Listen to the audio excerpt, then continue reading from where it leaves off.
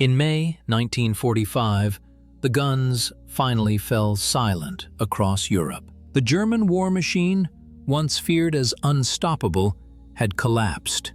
But amidst the smoking ruins and surrendered armies, the Allied forces were hunting for something specific. They weren't just looking for soldiers, they were hunting for monsters. The Tiger tanks. These 60-ton steel giants had terrified Allied crews from North Africa to Normandy. Yet, within months of the war's end, almost all of them vanished.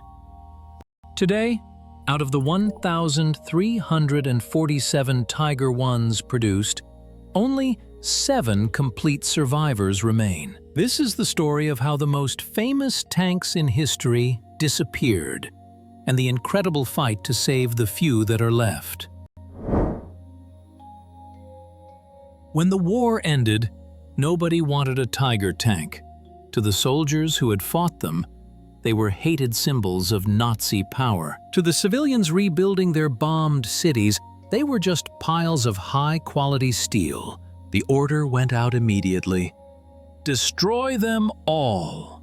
In tank graveyards across Europe, thousands of German vehicles were cut apart with oxyacetylene torches. The steel was melted down to build bridges, cars, and refrigerators. It wasn't just about recycling. It was about demilitarization. The Allies wanted to ensure Germany could never wage war again. So, perfectly functional Tigers, some with only a few miles on the clock, were blown up or crushed. The destruction was so thorough that by 1947, finding an intact Tiger was almost impossible. There is a persistent rumor that the French army operated a battalion of Tiger tanks after the war. The truth is actually more interesting. France did capture huge stocks of German armor, but they mostly used the Panther, not the Tiger. The French 500 Third Regiment operated Panthers for years, but the Tiger was simply too heavy and too unreliable for peacetime service. They did keep a few Tigers for testing, pushing them to their limits to study the German engineering, but the idea of a French unit rolling into battle in 1946 with Tiger tanks is a myth. They knew what the Germans knew. The Tiger was a logistical nightmare that drank fuel and broke bridges. One Tiger escaped the scrapyard thanks to a lucky shot in the North African desert. In April 1943, on a dusty hill in Tunisia, a British Churchill tank fired a shell that jammed the turret ring of Tiger 131. The German crew, probably panicked by the malfunction, bailed out and ran. They left the engine running and the instruction manual on the seat. The British couldn't believe their luck. They had captured the first intact Tiger I in the West. Instead of blowing it up, they shipped it back to England. King George VI even came to inspect it. That single moment of panic by a German crew gave us the most famous tank in the world today. After the war, Tiger 131 was stripped down by British engineers. They took it apart bolt by bolt to learn its secrets, writing technical reports that influenced British tank design for decades. But once the testing was done, the tank was simply pushed into the Bovington Tank Museum and forgotten. For 40 years, it sat there as a static display. It was just a hollow shell with a cutaway engine, collecting dust while visitors walked past. Nobody in the 1950s or 60s dreamed of making it run again. It was a dead relic of a dead regime. But in the 1990s, the museum staff made a bold decision. They decided to wake the giant. Restoring Tiger 131 was a nightmare. German spare parts didn't exist anymore. The team had to hunt down components from all over the world. even using engine parts from a Tiger II museum exhibit. It took over a decade of grinding work, but in 2004, the engine finally roared to life. It was the first time in 60 years that a Tiger I had moved under its own power. The sound was deafening, a visceral reminder of the terror these machines once inspired. Then, in 2014, Hollywood came calling. Tiger 131 became the star of the movie Fury, the first time a real tiger was used in a major film since the 1950s. You might think we know everything about Tiger 131 by now, but the tank is still revealing secrets in 2025. Just this year, during routine maintenance on the wheels, museum engineers found a jagged piece of shrapnel embedded deep in the steel. It had been there for 82 years, likely from that final battle in Tunisia. It was a chilling connection to the violence of its capture. And 2025 brought another milestone. For the first time ever, Tiger 131 was joined at Tankfest by the only running king tiger in the world, which traveled all the way from France. Seeing them run together was a sight no one had witnessed since 1945. While Tiger 131 lives like a celebrity, another survivor has had a much harder life. In August 1944, a Tiger tank ran out of fuel near the French town of Vimoutiers. The crew set off demolition charges and abandoned it. The explosion cracked the turret, but didn't destroy the tank. For 30 years, it just sat in a roadside ditch. Weeds grew through the tracks and children played on the hull. It was only in 1975 that a local resident saved it from being scrapped. Today, it still sits outdoors in Normandy, fighting a new war against rust. As of 2025, the estimated cost to restore it is over €1 million, money the small town simply doesn't have.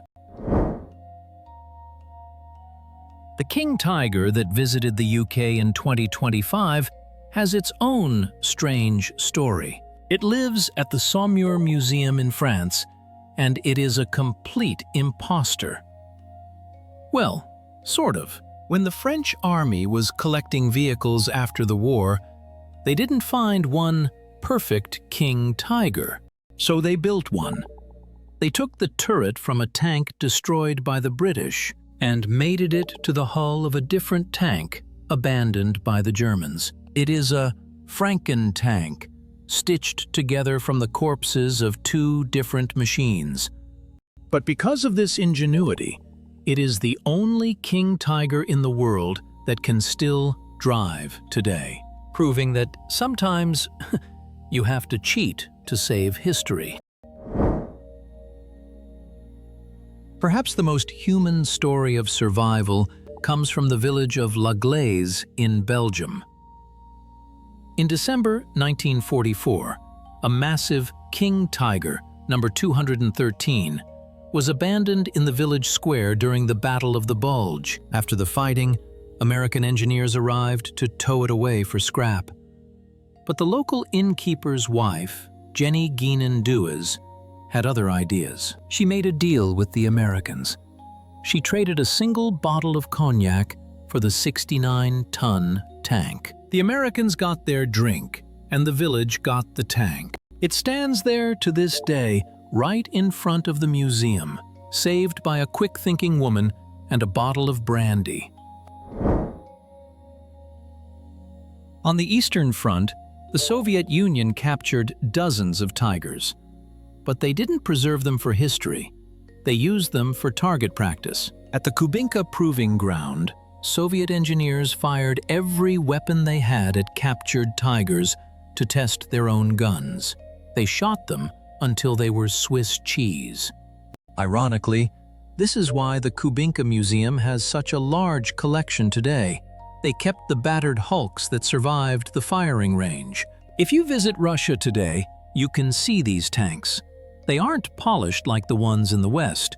They are scarred and beaten, wearing the brutal marks of Soviet anti-tank testing. The United States Army shipped several Tigers home to the Aberdeen Proving Ground in Maryland. For decades, these tanks sat outside in the humid East Coast air, slowly rusting away. It was a tragedy of neglect, but in recent years, the Army finally moved them. They are now at the National Armor and Cavalry Museum at Fort Moore, Georgia. They have been moved indoors and stabilized. One of them, a Tiger I, has the hull number 250031.